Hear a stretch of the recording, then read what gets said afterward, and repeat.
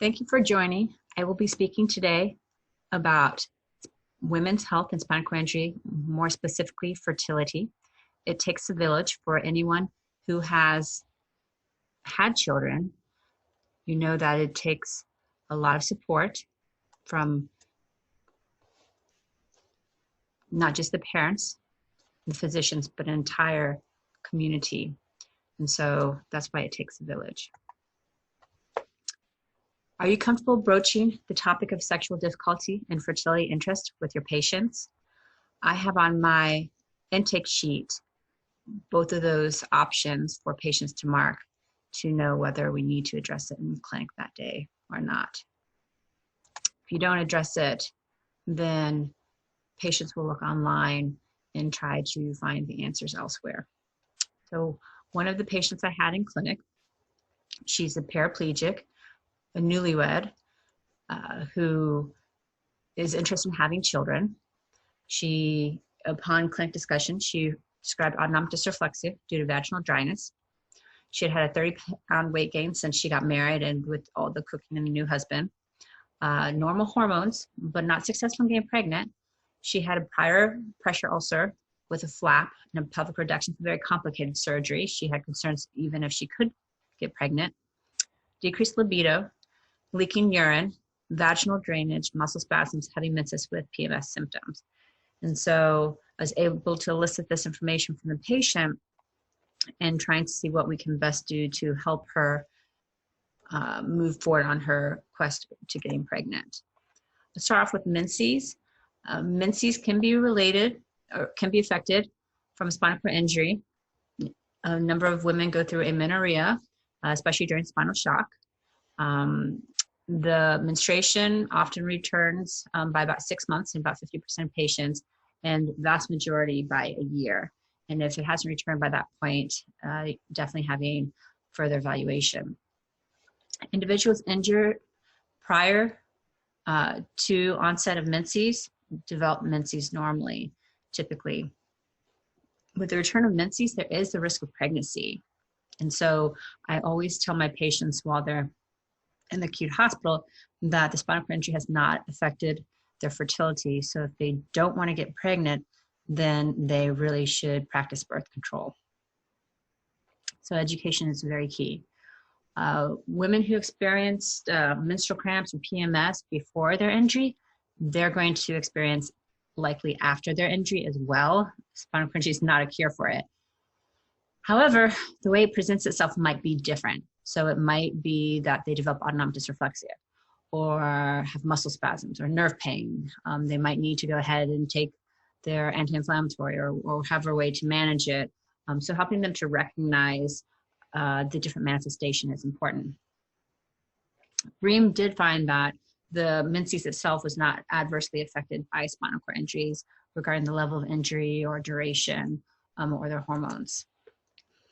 So if a patient's not ready to have children yet, then looking at and they're sexually active, then contraception is going to be very important. So progesterone-based contraception methods are used due to the blood clot risk.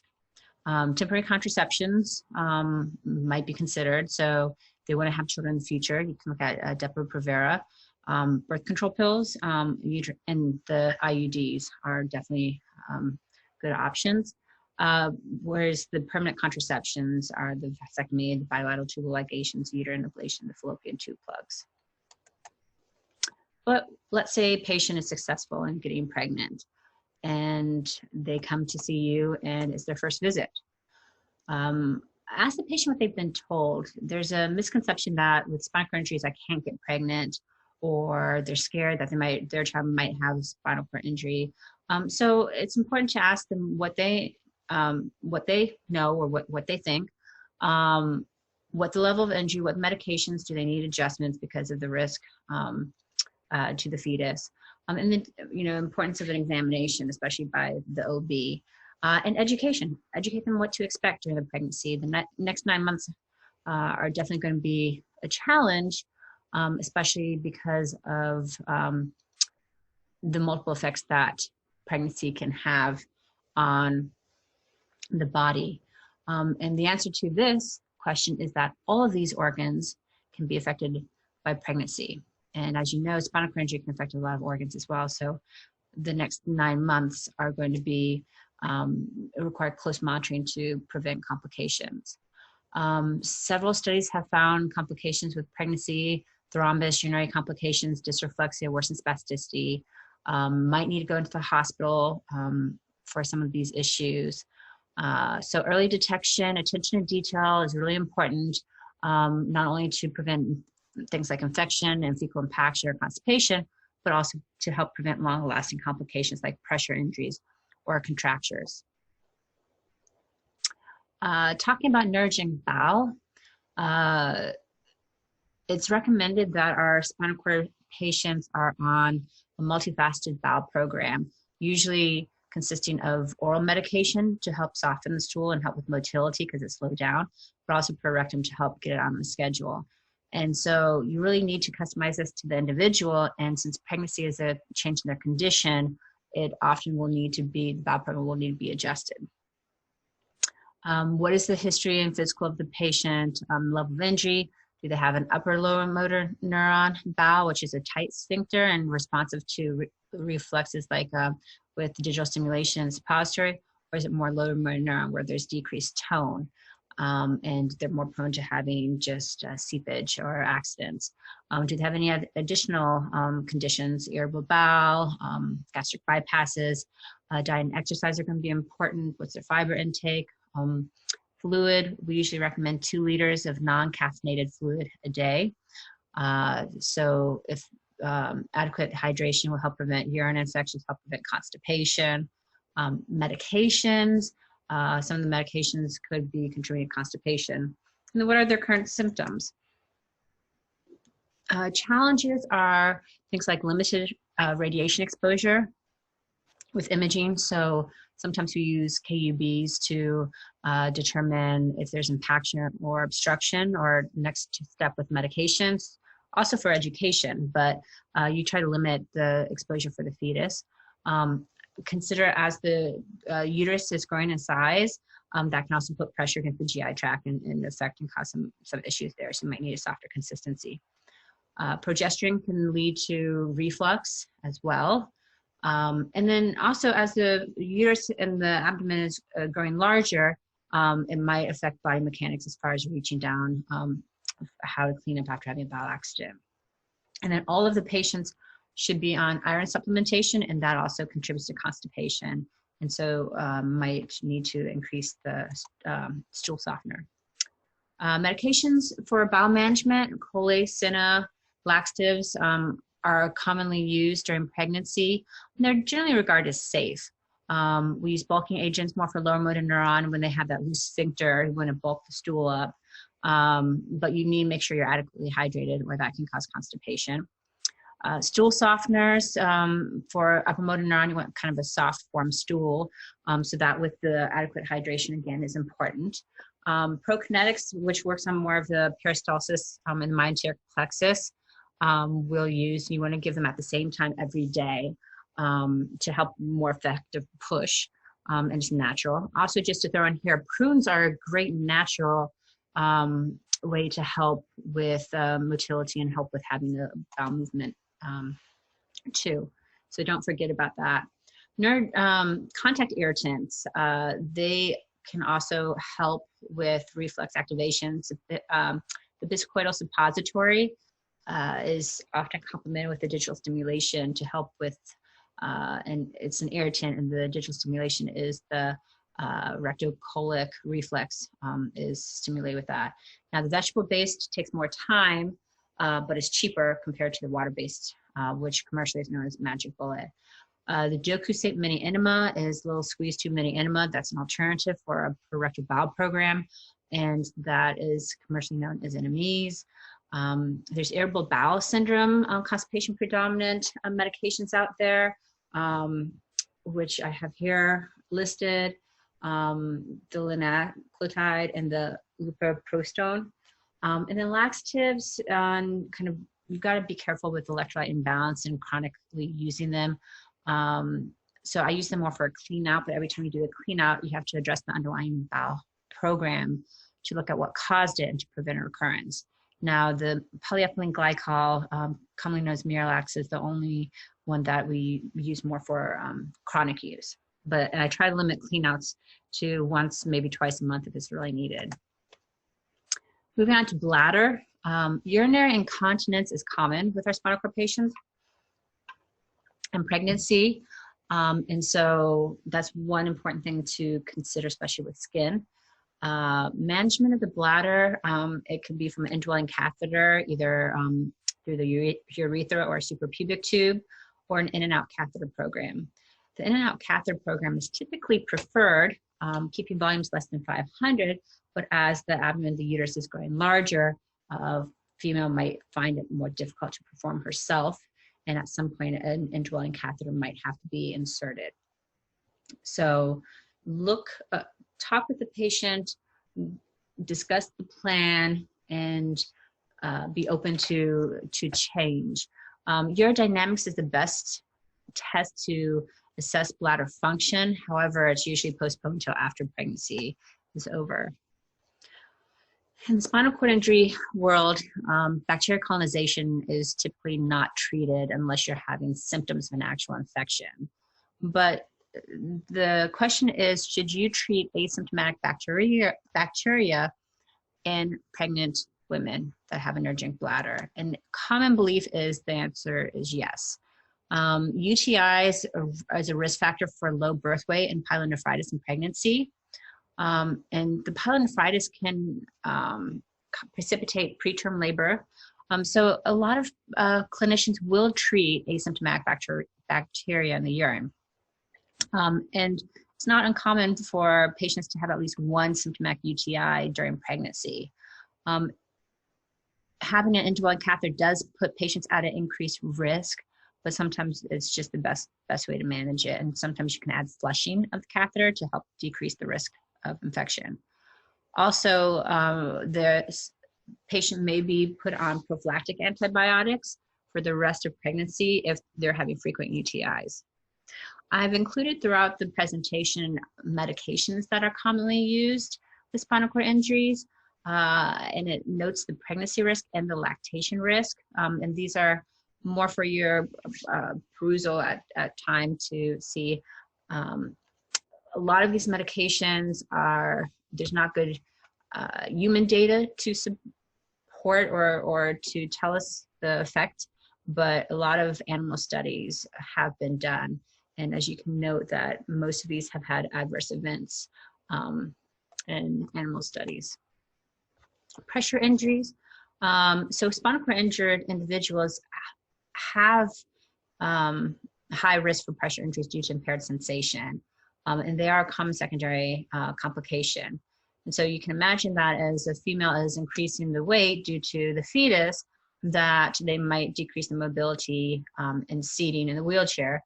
And so that puts them at an increased risk for breakdown. So proper positioning and pressure reliefs, if they're used to doing pressure reliefs lean forward, then you have to look at different options. Do they need to see an occupational therapist or have the cushion reassessed? Do they need a different mattress? Those are important things to look at, and education about these changes would be really important. Treatment if a pressure injury does occur needs a multidisciplinary approach and hydration, adequate nutrition, and then once they have a wound, a lot of times they're put on bed rest. And so how do you manage the rest of the aspects of the life, including quality of life, expense, psychological, social. So it's a big consideration. So, nutritional demands, increased protein intake. Are they having incontinence? That could contribute to sharing excess moisture. Again, do they need to have a indwelling catheter? Ultracenter of gravity, change in circulation, and loss of mobility. Regarding venous thromboembolism, spinal cord injuries do put you at an increased risk for developing a DVT. Pregnancy also can put you at increased risk, and if you have a fresh injury, then major surgery. So combined, these patients can be very high risk. If a patient has a chronic spinal cord injury, the risk is not as high. But as you can imagine, that again, a growing uterus can put pressure on venous return and put them at that higher risk. So we usually use low molecular weight heparin for our acute injuries, or for if a patient's, for example, on bed rest due to a medical complication or to a wound, and the mechanical methods can be used. In the third trimester, about the 34th week, it's recommended that you change over to unfractionated heparin due to potential for anticipated delivery. And so this is really important because it can be quickly reversed in case something comes up, and not to put the fetus at risk. Preeclampsia is a known potential complication of pregnancy. You have the multi-organ systemic endothelial dysfunction, and this can affect your brain, your liver, your kidney, your placenta, and definitely a medical emergency. It's believed to be caused by abnormal placental vasculature and hypoperfusion. And so you really have to be monitoring for this. Now, new onset hypertension, and with a new onset of protein in your urine after 20 weeks of gestation. So you can get, you may get a peripheral swelling with this, you can get the decreased platelets. So it's something really important to know about and keep an eye on. Autonomic dysreflexia, as many of you I'm sure know, is to find and treat the noxious stimulus. And then specifically pregnancy, the pressure sores, the constipation, the urine retention, ingrown toenails, the UTIs, and uterine contractions are things you need to specifically look out for. So precautions is needed in these at-risk individuals above the level of T6. This is a column, again, more for your reference to compare the two. Autonomic dysreflexia happens acutely and it's due to some painful stimulus compared to the preeclampsia, which is more sustained. And again, often has a lot of, could have lab findings with it. So once you can treat the cause of autonomic dysreflexia, it usually goes away and education is needed. However, with preeclampsia, that can precipitate having an early delivery due to risk to mom and fetus. Orthostatic hypotension, this is due to a broken feedback mechanism between your parasympathetic and your sympathetic nervous system. So you have, these patients have predominance of parasympathetic tone because the vagus nerve is still intact. And so with immobility and dehydration and medications, these patients are at risk, especially when they're going from supine to sit and they drop their blood pressure, and it can cause lightheadedness, dizziness, syncope, nausea. So it's important to be aware. Compression stockings, abdominal binder, adequate hydration. Look at the medications because a lot of medications that patients are on can cause this. And trying some conservative measures. Tilt table also could be on here. Electrical stimulation. Medications, a lot of them you want to avoid because of potential risk during pregnancy. But for all of these, you have to risk what is the benefits versus what is the risk, and make that decision on an individual basis. Psychological challenge.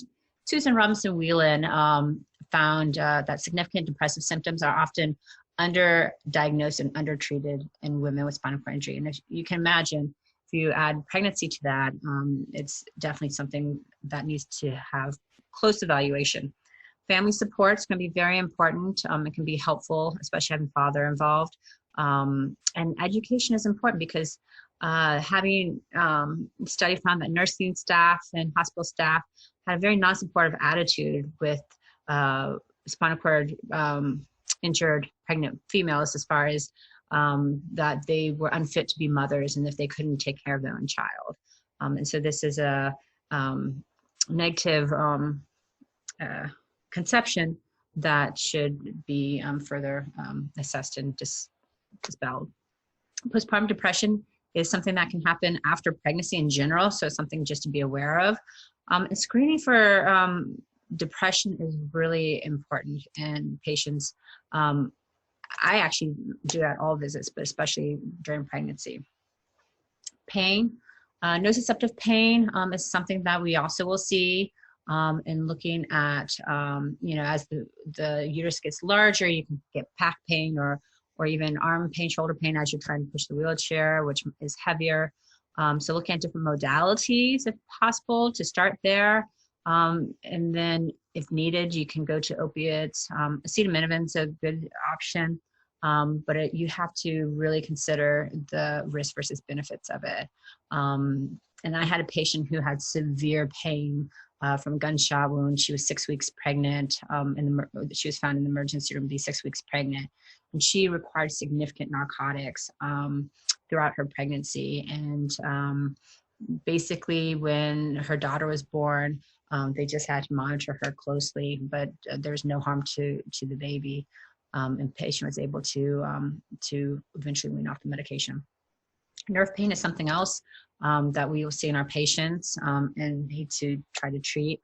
If there's a sudden increase in nerve pain, then look for an underlying medical condition. So is there an infection or constipation or ingrown toenail or pressure ulcers? So here's the neuropathic pain medications. Again, notice that a lot of them have had adverse events. So again, weigh your risk versus your benefits. Muscle spasticity, it's something that we commonly see in our patients, especially as things are trying to kind of recover. But a sudden change can, again, like the nerve pain, can be a sign that something else is going on. And then also if they're nearing the time of pregnancy, of labor, then they might have an increased spasticity as one of the signs of labor. Here's the anti-spasticity medications, adverse events in animals with baclofen. But again, if you have a patient with severe spasticity causing pain or pressure sores, then it's definitely something that they might decide to continue despite the risk. But all these have had basically adverse events noted in animals. Respiratory, acute spinal cord injuries can lead to respiratory complications with pneumonia, pulmonary embolus, and atelectasis. If you think of a female who has, again, the enlarging uterus, that can end up pushing up on the diaphragm, and that can affect the vital capacity, and it might put them at risk for developing pneumonia. So, or blood clots. And so what is their baseline vital capacity? Might need a monitor, especially if they're a high-level tetraplegic. And you can always go over with them how to do breathing exercises or use an incentive spirometer to help. Labor and pregnancy. The signs of labor could be something such as shoulder pain or muscle spasms, nerve pain, or autonomic dysreflexia. And so they won't have the typical symptoms that able-bodied females would have. Vaginal delivery is preferred in our patients. You need a skilled practitioner who can use forceps or vacuum. Our OB uses the Salinas spoons to assist with that second stage. And he finds those work quite well. I have seen other OB use vacuum device. C-sections should only be reserved for complications, not due to the spinal cord injury itself. And unfortunately, there are some OBs out there that don't have experience with spinal cord injuries, and they'll just jump straight to the C-section because it's easy to do, but that is not necessarily what's best for the patient. Intrapartum management, so epidural anesthesia to prevent autonomic dysreflexia is important. Usually our OB goes above T10, but anyone that's at risk for dysreflexia. Premature cervical dilation in labor, it's something small to date infants, but there's not an increased risk of spontaneous abortions with spinal cord injuries. When possible, preconception consultation is proposed, so that way you have a game plan in place and can know what to expect. Getting the multidisciplinary team involved early on. Consider whether or not antibiotics would be needed. Again, I usually try to reserve that for high risk with multiple infections. And then looking again at what the potential complications are. In this study, The majority of patients actually ended up undergoing a C-section, which we try to avoid if possible. Postpartum, there is a high risk for UTI even postpartum. So again, something to be aware of. Still need frequent turns and pressure reliefs, which might be hard given the clinical status. Pain and spasticity control, monitoring the mood we've discussed.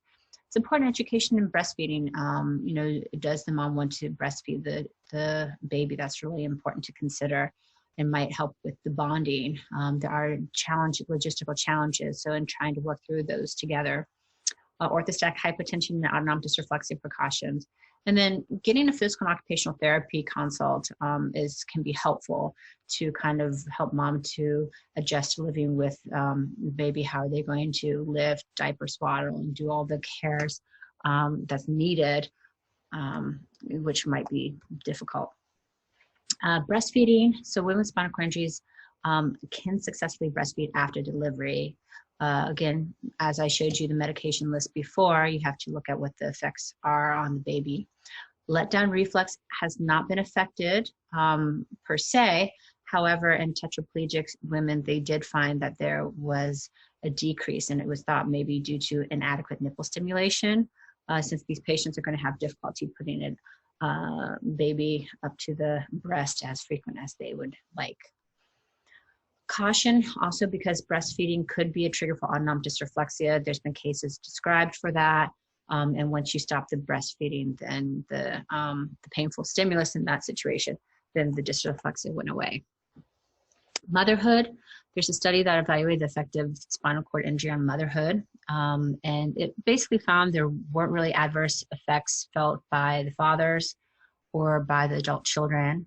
And so that was really important, and it's reassuring to tell patients that, you know, at the beginning to help with the education. Additional considerations, as I had mentioned, education's biggest fear was baby having spinal cord injury. One of the patients has said, you know, bowel and bladder management, what are their career choices in childcare? How are they going to take care of the child? Who's going to take care of the child? Driving, infant care, how is the mom going to carry the baby and change the diapers? Is that a realistic option or not? Are there modifications that can be done? Looking at equipment. These are all important things to evaluate and to get a therapist involved, especially if there's any concerns. These are real quotes that our patients had said after when they're interviewed about having children. I'll give you a moment to read those.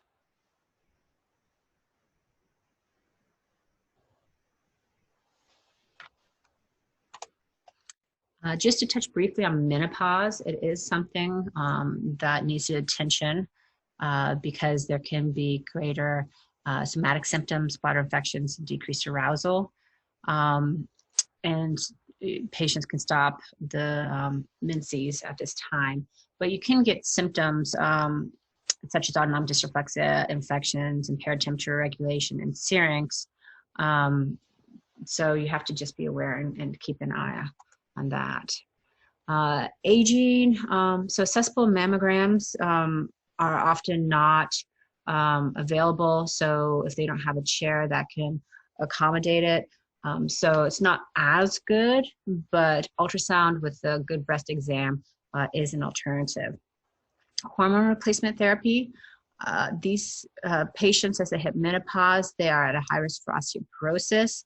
And so there may be benefit of starting medications or hormone replacement therapies due to the osteoporosis risk, but you have to weigh the risk and benefits.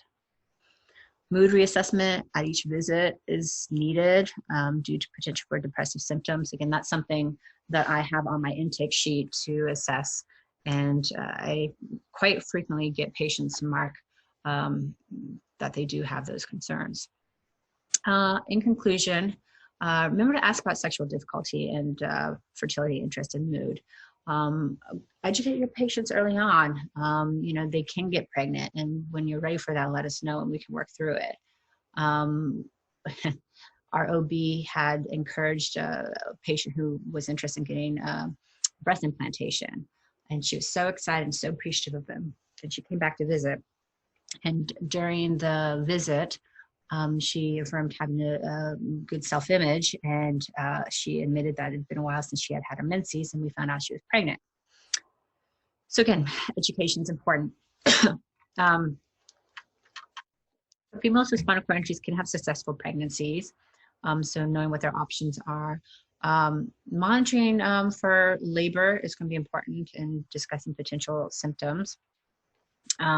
Having a physiatrist and an OB closely follow the patients to help with that smooth transition to motherhood, and the mood assessment. These are just a couple of resources that are available. And thank you for your attention. Here's some references.